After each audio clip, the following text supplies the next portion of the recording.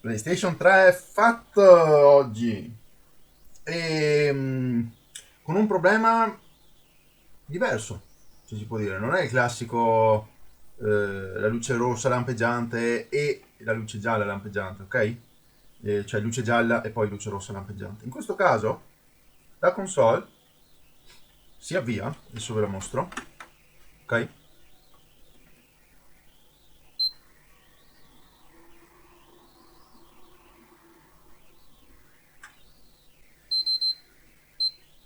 Non so se si è sentito, ma sembra che l'alimentatore abbia ceduto e si è spento.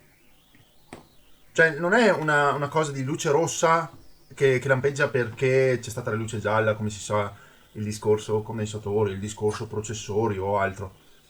E questa qua è comunque non è sigillata, eh. E si vede che qualcuno ha aperto la console, può essere anche per un discorso di pulizia a suo tempo, può essere. E, e niente, quindi il tappetino mi sta andando fuori dal mondo. E allora, come stavo dicendo, è nuova questa cosa qua. Io non ho mai avuto una console, una PlayStation 3 FAT, che avesse problemi di alimentazione. Mai. Ma proprio mai, mai, mai. Quindi io sono curioso di andare a vedere se effettivamente è un problema di alimentazione o è un problema di scheda. Perché dico questo? Perché appunto dai suoni che fa, sembra proprio che l'alimentatore abbia ceduto. Ok? E lei si accende, si avvia, poi c'è l'alimentatore che fa un piccolo suono del tipo piu e si spegne. E allora comincia a lampeggiare la luce rossa. Ecco perché sto dicendo questa cosa qua. Magari questa persona è fortunata. Che modello è? Una CHL.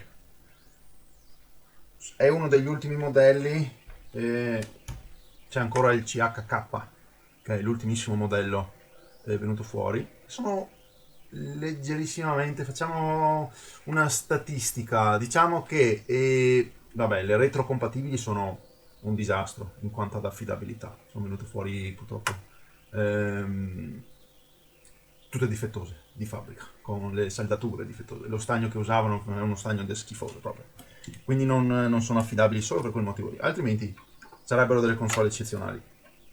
E poi sono venute fuori le eh, CCH e CCHL, CCHK e sono venuti svariati modelli fuori comunque. E questi sono un attimino più avanti si va con il codice. Poi sono venute fuori le Slim, chiaramente. Le Slim sono quelle più affidabili perché hanno cambiato la miscela di stagno, le hanno migliorate, roba del genere, quindi è una questione un po' diversa. Ma le PlayStation 3 FAT che ho visto più durature sono le CECHL e le CECHK. Sono quelle che ancora continuano a funzionare nonostante gli svariati flop che derivano appunto dei PlayStation 3. No, non è quello giusto.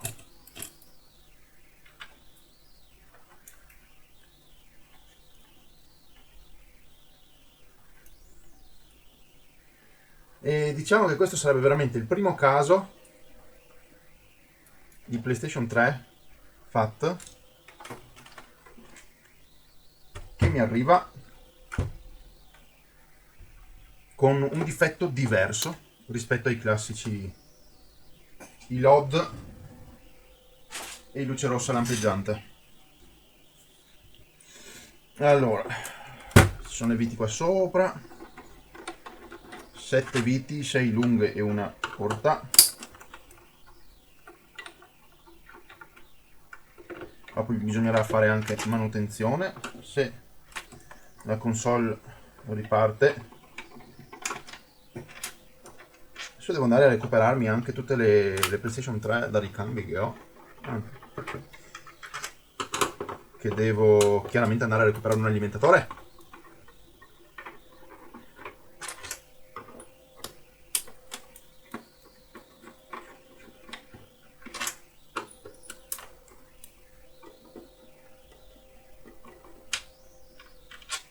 e quella corta qua nell'angolino. Poi per aprire basta, c'è una clip qua dentro, si mette il dito, si preme sulla clip e viene via, molto facile. Ok, e qui abbiamo l'alimentatore che possiamo togliere via.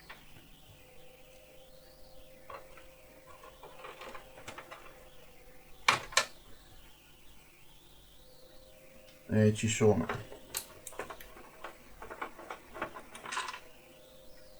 una vite lunga,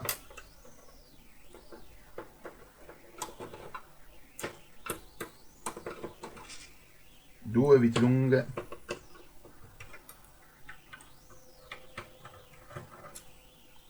una vite corta e poi ci sono queste due di lato.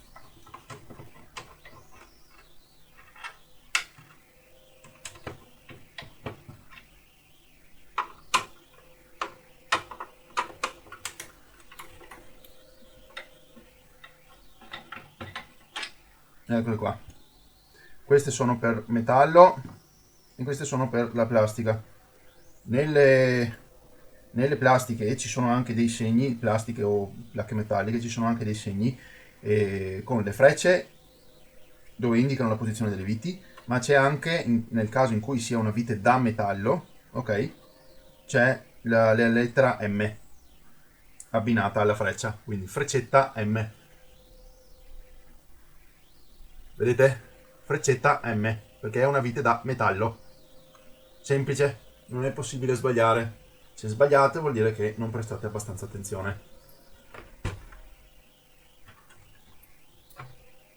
L'alimentatore se ne viene su. È un po' duro perché ha le classiche lame qui che si incastrano qua dentro e si incastrano molto bene. Ok, allora teoricamente questo è difettoso. Avrà sicuramente troppi anni di lavoro e quindi è da riciclare.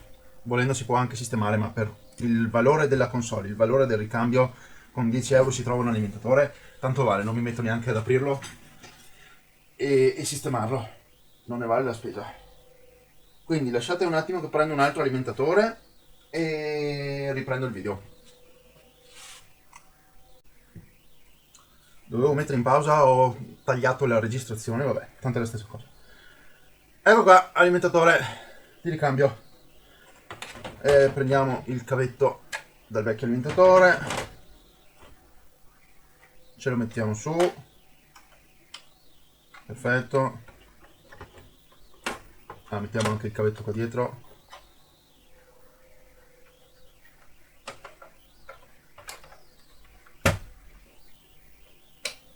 Ok.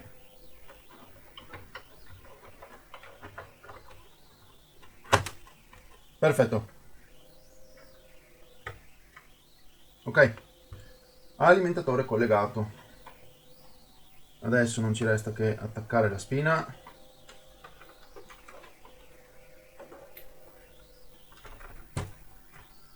Fantastico.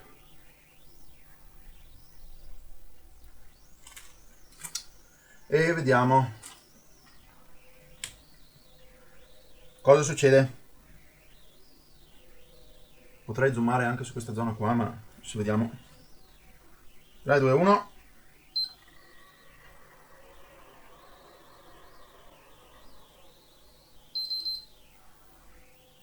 No, in questo caso mi ha fatto il LED giallo.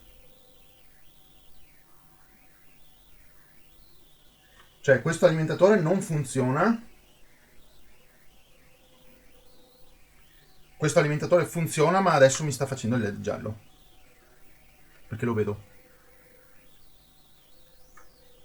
Allora, riproviamo di nuovo. E non sento il suono. Questa è la cosa diversa. Non sento il suono. È un peccato il LED giallo. Speravo fosse solo un alimentatore.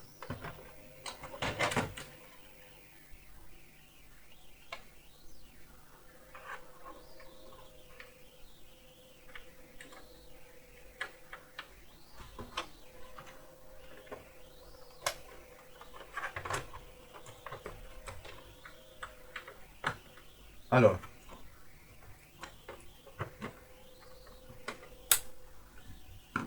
accendiamo. Adesso che abbiamo anche la visibilità qua, possiamo vedere se la luce gialla si accende oppure no.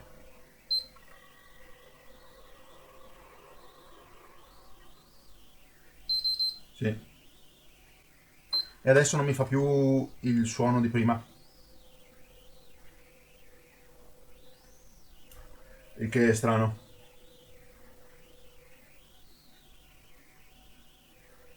Io ho solo aperto il coperchio di per sé, quindi non c'è niente altro. Ah no, gli manca l'hard disk. Comunque, forse era l'hard disk che creava il suono, perché nel momento in cui si ferma l'hard disk fa il suono. Può essere? Vediamo. Comincia a girare l'hard disk.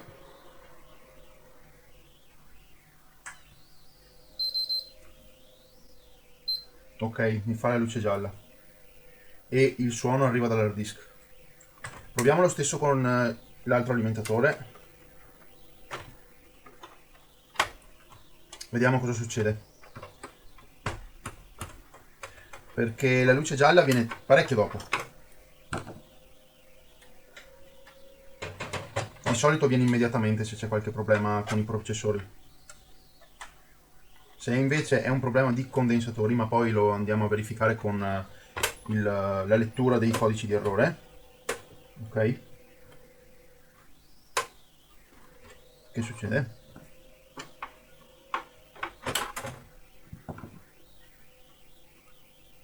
Ah, si è spostato questo, vabbè. Perché c'è l'hard disk. Ok, comunque.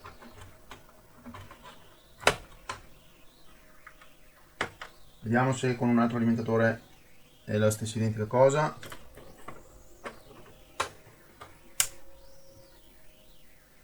Ok.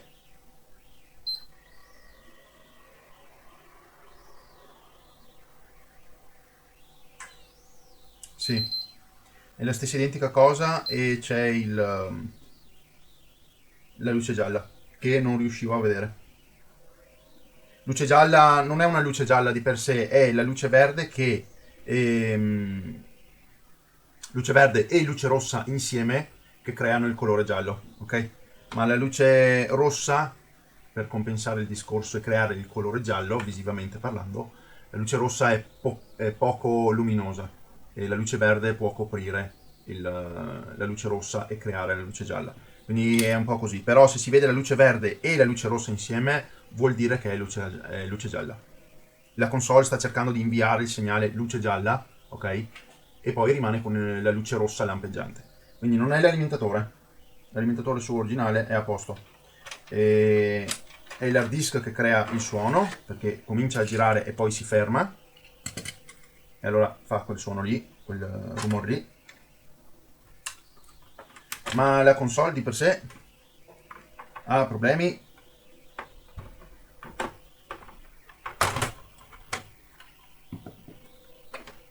Sulla scheda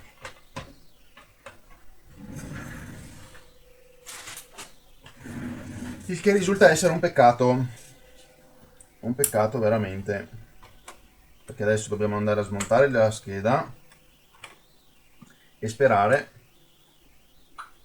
che sia un problema dei condensatori. Ok, allora adesso io per andare a togliere la scheda, però, faccio una cosa, ovvero la scaldo, perché purtroppo la pasta termica che, che c'è qua sotto, se è ancora quella originale, che potrebbe anche essere, nonostante sia stata aperta, perché tante volte magari la gente toglie e rimette senza cambiare pasta termica. Potrebbe essere secca, potrebbe aver creato effetto ventosa, ok? Quindi se noi andiamo a tirare sulla scheda, i processori si staccano, ok? Dalla scheda e quindi rischiamo di danneggiarli. Il modo migliore per ehm, alleviare l'effetto ventosa che ci sta sui processori con la pasta termica è andare a scaldare la scheda. sarebbe più comodo se la scheda rimanesse accesa da sola, ok? Per scaldare i processori e quindi sciogliere da sola la pasta termica, in modo che così allora poi si riesce a fare un lavoro migliore. Ma in questo caso la console non rimane accesa e quindi dovremmo essere noi a scaldare la scheda. Come lo facciamo? Possiamo farlo anche con l'asciugacapelli. Non deve essere una temperatura eccessiva, 50-60 gradi. La console è abituata a lavorare per queste temperature, 60-70 gradi anche. E una volta che la scheda ha raggiunto questa temperatura, possiamo allora tentare l'estrazione con la dovuta cautela, chiaramente anche lo stesso. Allora, volevo fare giusto una prova per conferma, anche è un altro metodo per confermare senza dover attaccare la schedina. Come vedete adesso è rimasta accesa, sta rimanendo accesa. La ventola sta andando su perché ci sono problemi un attimo con la pasta termica che è vecchia e secca. Però io ho scaldato l'asciugacapelli, ok? Ho scaldato la scheda piano piano, senza nessun problema, 40-50 gradi, e la scheda sta cominciando a funzionare di nuovo. Ora andiamo a collegarci il cavo HDMI.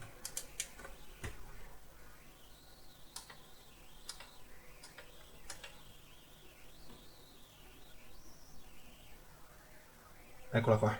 Sì, c'è. Quindi è un problema dei condensatori, ok? Perché il calore ha fatto sembra risolvere il problema? Perché i condensatori, una volta che si scaldano, il giusto, non troppo, il giusto, recuperano un po' della loro funzionalità. Poi chiaramente questa qua, se la spengo e la lascio raffreddare fra un paio d'ore, questa non si accende più di nuovo, perché è un problema di condensatori appunto. Però almeno adesso la console sta funzionando da sola, si sta riscaldando da sola, e questo mi fa sperare bene che la riparazione può avere successo. È sempre bene, ripeto, scaldare la console prima di togliere la scheda. Cioè scaldare la scheda prima di toglierla. Sempre per un motivo, come vi ho detto, l'effetto ventosa, perché i processori sono grossissimi. Ok, la pasta termica può essere secca, può fare da colla letteralmente e rovinarvi le saldature. Se invece lasciate la console possibilmente accesa e per un quarto d'ora, 20 minuti la lasciate, ok, che si scalda, così si scalda uniformemente tutta la scheda, allora poi la spegnete, la smontate velocemente, trattiene comunque il calore per 5 minuti, però riuscite a togliere la scheda in maniera più facile e più sicura per mantenere le saldature dei processori, che è la cosa più importante, perché altrimenti se saltano le saldature basta, la console muore e ripararla costa un occhio. Ok, fare reballing a queste cose qua non è uno scherzo. È una cosa che purtroppo nemmeno io riesco ancora a fare. Non ho il macchinario adatto a fare questo lavoro qua, ed è un macchinario veramente costoso e che consuma un sacco di energia per poterlo fare. E quindi è pericoloso. Anche solo dire apro la console, gli faccio manutenzione per pulirla, togliere la polvere, cambiare la pasta termica, eccetera. Io devo vedere che la console si accende e lasciarla accesa per un quarto d'ora, 20 minuti, in modo che la scheda sia calda e la pasta termica sia calda, perché la pasta termica calda è, diciamo, si scioglie un po', ok? Diventa un po' più liquida e di conseguenza è più facile lavorarci e togliere la scheda, tutto qua.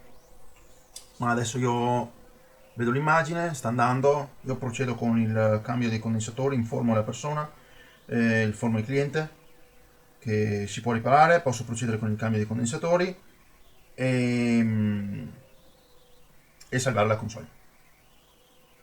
Quindi oggi faremo questa cosa qua, il cambio dei condensatori.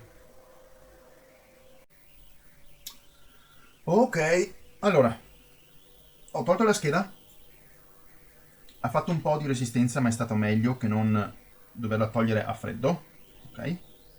E avevano cambiato la pasta termica effettivamente, quindi sono stati già qua dentro, hanno già fatto almeno un po' di manutenzione, il che va bene, fare manutenzione a questa console è essenziale, altrimenti muoiono se la volete tenere.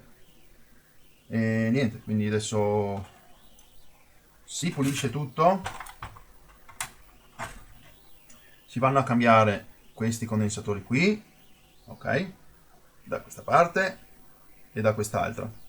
Si possono prendere anche uguali, originali, oppure fare cose del tipo mettere i condensatori al tantaglio, ok,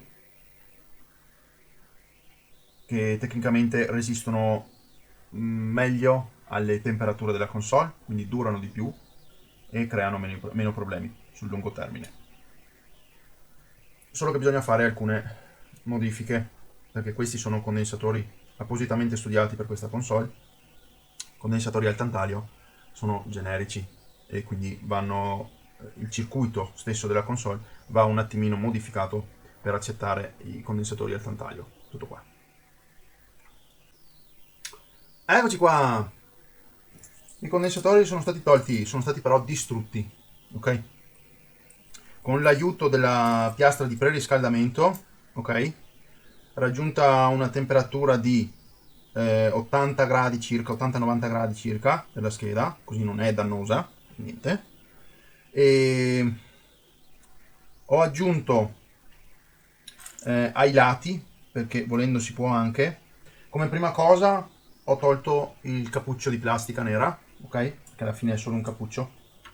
I condensatori sono fatti in questa maniera qua. Aspettate che mi avvicino con la telecamera e vi faccio vedere meglio. Allora, ecco qua. Questi sono i condensatori, ok? E hanno il loro cappuccio sopra, ok? Con un po' di calore il cappuccio se ne viene via, ok? Quindi si apre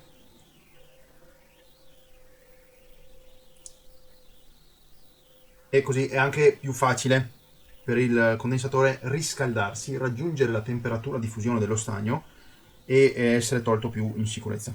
Però ai lati praticamente il condensatore sotto qui c'ha lo stagno qui e lo stagno in mezzo, ok? La difficoltà dov'è? Che questa qua è una scheda praticamente è tutto rame, è, non lo so, sarà un millimetro e mezzo, 2 millimetri di rame completo praticamente, è un dissipatore enorme, quindi voi potete starci anche a 800 gradi, se non bruciate la scheda prima, i condensatori non si tolgono, perché ha una dissipazione di calore enorme. Allora io cosa faccio? Qui ci sono delle specie di alette che arrivano un po' fuori, ok? È un po' difficile da vedere, però arrivano fuori, ok? E io cosa faccio? Prendo lo stagno a bassa fusione, eccolo qua, ok? Stagno a bassa fusione, 130 gradi, ok?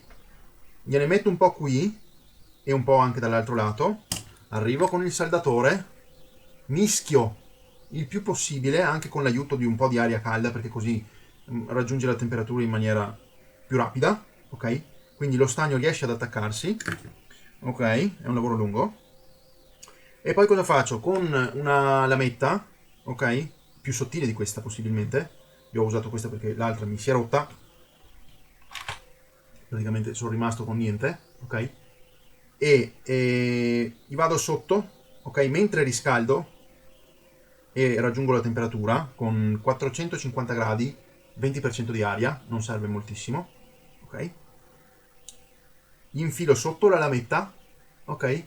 E piano piano lo stagno a bassa fusione penetra sotto al condensatore, scioglie il resto dello stagno e si riesce a levare pressoché intero, ok?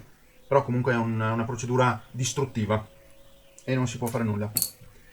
In questa maniera qua si può utilizzare meno calore, si preserva la scheda e speriamo che adesso che abbiamo tolto non abbiamo stressato troppo i processori e le saldature sotto i processori. Poi, cos'altro posso dire? Niente, adesso vado a recuperare i condensatori del tantaglio che mi servono. Questi qui sono condensatori da 1200 microfarad, si vede perché 12 e 128, se si va a guardare le caratteristiche di costruzione oppure 0 e 128, viene indicato che sono condensatori da 1200 microfarad, ok? E invece c'è anche l'altro modello, eccolo qua, 0E 108 oppure OE 108, e questi sono condensatori da 1000 microfarad, ok? Per mi pare di ricordare 2,5 volt, ok? Quindi l'importante è mantenersi sopra questo valore qua, 1200 almeno. Se si va sopra 1000, 1300, 1400, 1500 al massimo, va bene, ok? E il voltaggio corretto, ricordatevi, almeno 2,5 volt. E io sono andato a recuperare i miei condensatori. All'inizio usavo condensatori da 330 microfarad per 6 volt, ok? Però ce ne volevano troppi e ci voleva troppo lavoro. Così ho optato per acquistare dei condensatori di capacità maggiore, ok? C'è un buco nel sacchetto? Sì, il sacchetto è bucato, vabbè. Condensatori di capacità maggiore, ok? Eccoli qua, questi sono quelli al tantalio, ok? E sopra c'è scritto 687, ok?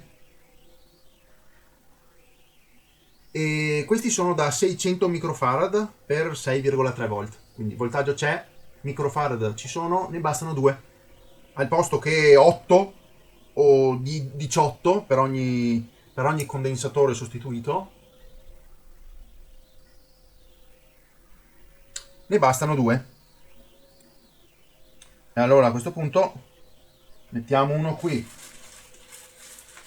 prendiamo fuori la nostra striscia adesso. Era anche un bel po' di tempo, che sarà un paio d'anni che non mettevo mano a una PlayStation 3 FAT per il cambio dei condensatori. Di solito sono i processori che si staccano. Quindi per ogni condensatore tolto ne vanno 2 di questi. Se invece chiaramente usate quelli da 300 microfarad ne vanno 4. Se usate da meno ne vanno di più. E dovete fare i conti poi con lo spazio che c'è qua. È poco lo spazio. Quindi 1, 2, 3, 4 da questo lato. Ne servono comunque tanti, ragazzi, Con 330 microfarad ne servono 36 se dovete cambiarli tutti. Se ne cambiate solo metà potete anche farlo, ma chiaramente c'è un problema, ovvero nel momento in cui andate a togliere il cappuccio, ok? Ecco, vi faccio vedere anche questa cosa qua. Si vedono i segni di usura dei condensatori, ok? Avviciniamoci ancora. Ok, vedete? Questo è ancora bello. Tecnicamente poteva essere buono. Questo qui, con la causa del calore, ha cominciato a bruciacchiarsi finché non si arriva a questo punto qua. Questi condensatori qua praticamente sono da buttare, non riescono più a fare il loro lavoro, sono bruciati, per così dire, ok?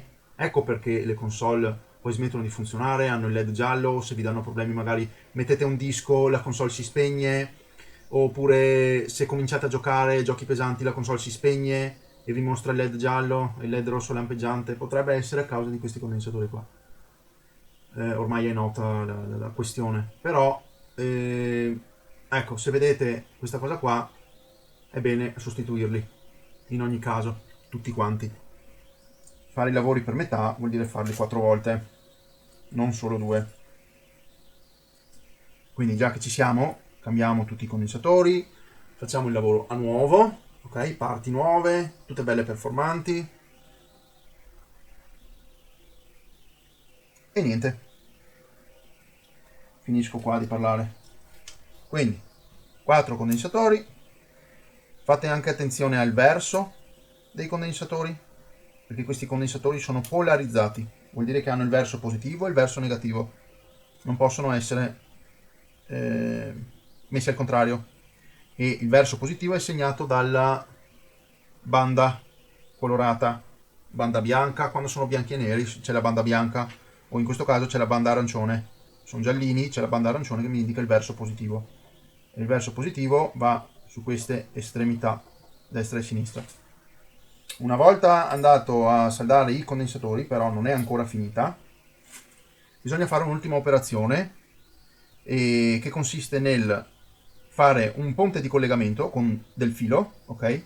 Fra la parte dietro e la parte davanti, ok? Vediamo se riesco. Allora, stacchiamo un attimo la corrente qua. Avanti con la scheda. Così. Ecco qua. Allora, dobbiamo mettere in collegamento la parte dietro con la parte superiore. Perché questo? Perché i condensatori originali, eccoli qua, hanno la parte posteriore e la parte anteriore in diretto collegamento, ok? Possiamo andarlo anche a vedere con.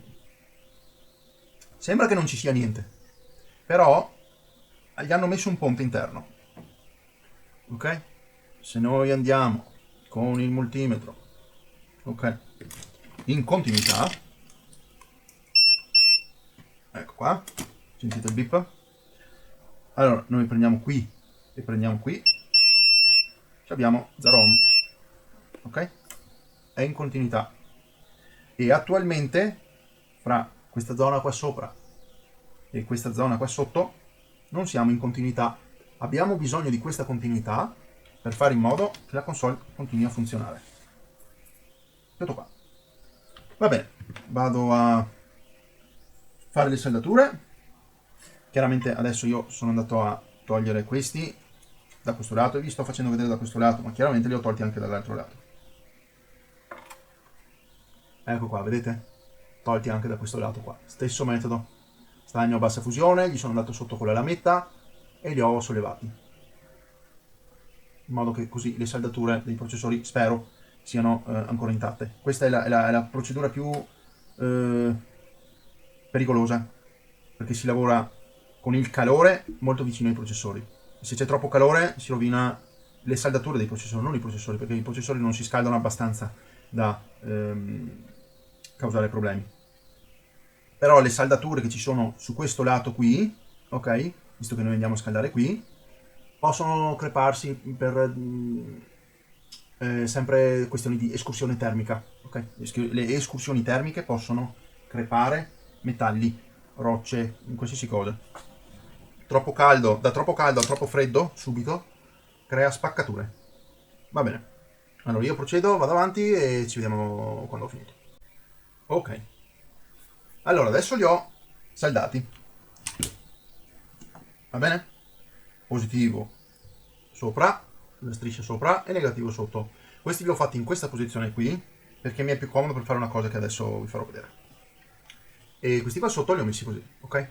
Potete mettere i fili da una parte sola. E l'ideale sarebbe avere un filo per ogni condensatore che avete tolto. Quindi 1, 2, 3 e 4. Ma la connessione interna di questi condensatori è come un filetto, facciamo conto da così, circa di questa dimensione, ok? 1 millimetro di spessore, ok? Non è moltissimo.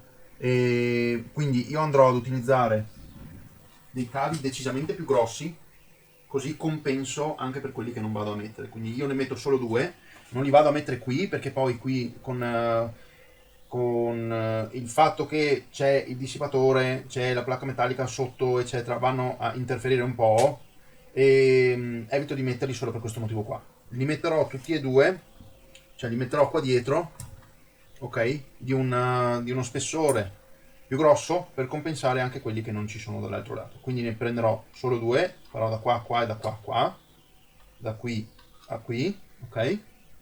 Però chiaramente mascherando, adesso vado a mascherare tutta la zona qui della massa perché chiaramente se no è inutile. Questa è la parte positiva, deve essere isolata dalla parte negativa che sta al centro, ok? E per farlo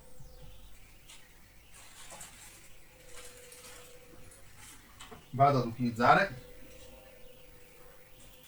questi cavi qua, ok? E questi sono cavi da 1,5 mm, tecnicamente, no? Sono vecchi cavi che ho prelevato, 3 per 1,5. No, questi sono 0,75. Sono 3 per 0,75 e vanno comunque bene. Se avete quelli da 1,5 vanno meglio, chiaramente. E il punto è comunque sempre stare al di sotto dello spessore di questi condensatori, ok? Questi condensatori hanno un'altezza prestabilita, ok? Per non andare a interferire appunto con le placche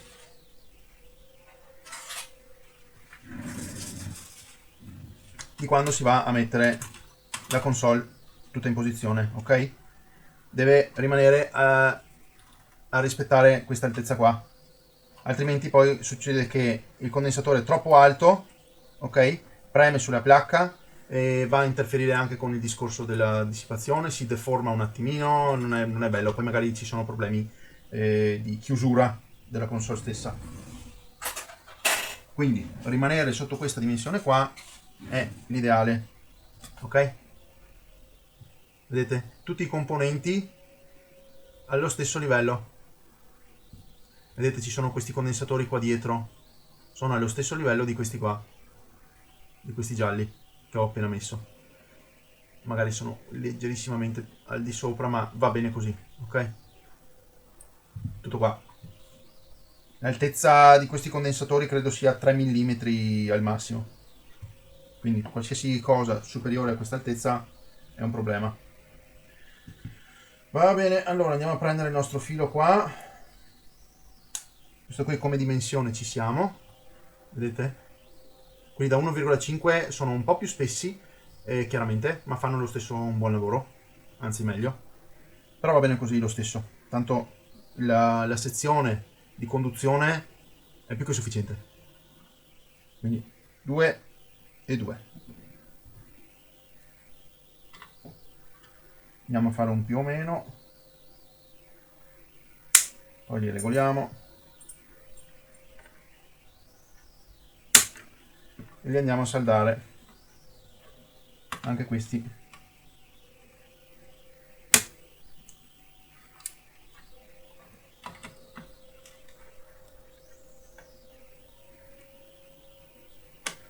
Se non volete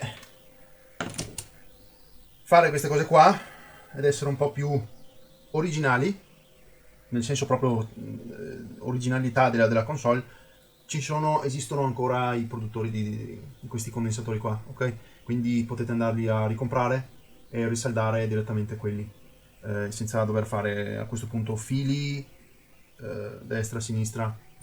Io l'ho fatto perché in questa maniera qua è decisamente più semplice anche in futuro dover fare lavorazioni nel caso i condensatori si guastassero, eccetera. Ed è una soluzione un po' più economica rispetto ad acquistare i condensatori originali.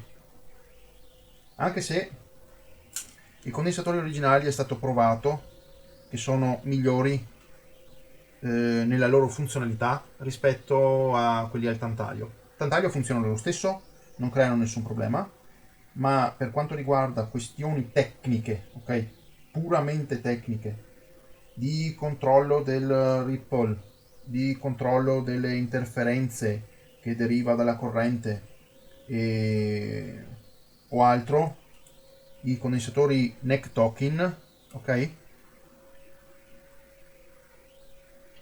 riescono a svolgere un lavoro migliore rispetto ai condensatori al tantalio. Quindi a suo tempo anch'io usavo la stessa tecnica, poi quando ho scoperto di questa cosa qua, che ci sono stati degli studi a riguardo, preferisco quando e dove posso usare i condensatori originali, solo che uno, ogni tanto non è facile trovarli, e due, il costo è superiore e quindi costerebbe di più la riparazione, specialmente per queste console che si trovano per 30 euro funzionanti, e chiaramente spenderci 30 euro, 40 euro solo di pezzi di ricambio, a quel punto non ne vale comunque più la pena, no? Per tanti il pensiero è questo: se il costo della riparazione viene di più del valore stesso dell'oggetto, a quel punto è meglio comprarne un altro o buttare via. Questo è il pensiero. Io invece sono del pensiero che non importa quale sia il costo, se io voglio che sia riparato, lo faccio riparare. Chiaro, se una cosa da 30 euro mi costa 1000 euro la riparazione, no. C'è un attimo di margine, ok? Però se l'oggetto mi costa 30 euro e mi costa 100 euro ripararla, io non ho nessunissimo problema. Se servono realmente 100 euro per ripararla, la faccio riparare. Tanto, dov'è che le puoi trovare? Sony non le produce più queste console qua, no? Quindi non si possono andare a ricomprare. E piuttosto che andare ad acquistare una console che usata, non si sa come è stata tenuta, non si conosce l'effettiva storia, se ha avuto altre riparazioni, se insomma se ci sono problemi, io preferisco tenermi le mie cose che so come le ho tenute, se ho avuto cura io della console, dell'oggetto oppure no. Ecco, insomma, il pensiero è quello. Preferisco riparare piuttosto che comprare usato, e specialmente qui in Italia che ci sono molte persone che cercano di truffare, ok? Ti dicono sì sì funziona, poi arrivi a casa, magari consegna a mano, arrivi a casa, provi ad accenderla e non si accende. E a quel punto ti ritrovi un blocco di ferro, metalli e altro inutile, ok? E ci hai perso pure soldi. Purtroppo credo sia la situazione anche nel resto del mondo in questo stato, però non è mai bello. E allora a questo punto dici era meglio se facevo riparare quella di prima, almeno non avrei speso i soldi inutilmente e avrei qualcosa di funzionante.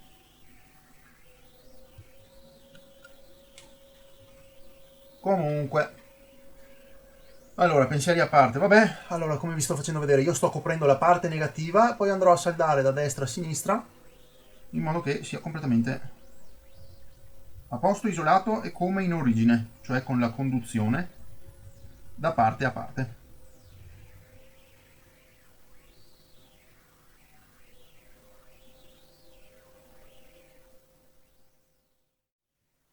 Eccoci tornati. Adesso la console è rimontata e sta funzionando, quindi è tutto a posto. Mi date un secondo che faccio l'impostazione della console perché mi chiede la data e l'orario, poi disabilito HDCP perché anche qua c'è, e vi faccio vedere che funziona tutto. Ok, adesso la console è rimontata ed è anche pulita dalla polvere, ho fatto manutenzione come normale che sia, perché chiaramente non rimando fuori una console piena di polvere, non ha senso se è aggiustata. Rimettiamo le viti, finiamo di chiudere e facciamo il test finale. Ok, luce rossa c'è, HDMI c'è, e ora non ci resta che accendere e vedere di nuovo. Vediamo con la capture card se questa volta vuole funzionare oppure non lo so. Ancora non mi sono informato sul discorso HDCP, anzi adesso lo faccio, aspettate un attimo. Ok, PlayStation 3 ha sempre l'HDCP attivo sul segnale HDMI e non si può disattivare, non c'è nessuna impostazione per poterlo fare. Bene, quindi vabbè, faccio che ve lo mostro direttamente dal monitor in condivisione dello schermo. Allora, condivisione, perfetto. E accendiamo.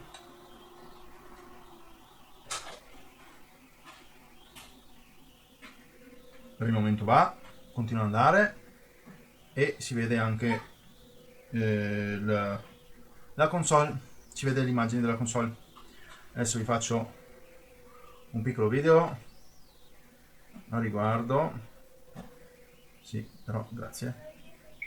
Ecco qua, come vedete c'è tutto e c'è anche lo schermo qui a fianco e niente.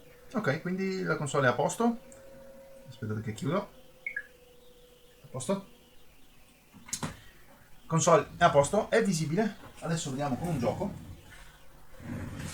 Allora, GTA dovrebbe essere piuttosto intenso come gioco e come grafiche, no? Ok, proviamo anche il... Ok, non dà problemi, molto bene. Il gioco sta caricando, mi serve il controller, come prima. Controller a filo, eccolo qua. E andiamo, eccolo qua, GTA 4 lo abbiamo e lo lasciamo andare per una mezz'oretta, un'oretta. Lui farà le sue cose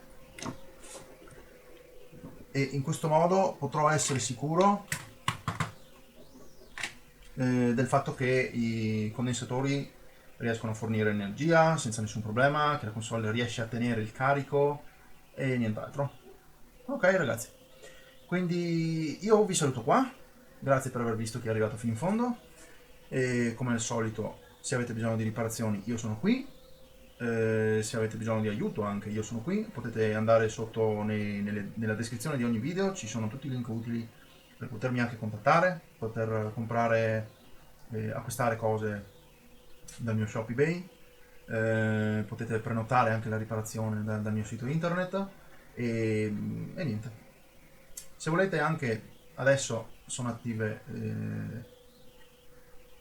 gli abbonamenti al canale, quindi con un semplicissimo abbonamento di 2 euro avete accesso in anteprima a tutti i video che pubblico sul canale, anziché aspettare la scaletta settimanale potete vederli in anteprima, tutti i video che carico in anteprima e niente, quindi se volete dare un piccolo supporto sono 2 euro al mese, 2 euro per un mese perché non sono a cadenza mensile automatica. Volete darmi 2 euro per sostenere il canale? Mi date 2 euro una volta, poi basta, non c'è più nessun problema. Ecco, mettete like, iscrivetevi al canale se non l'avete già fatto, commentate sotto se avete le vostre opinioni e noi ci vediamo in un prossimo video. Ciao a tutti ragazzi!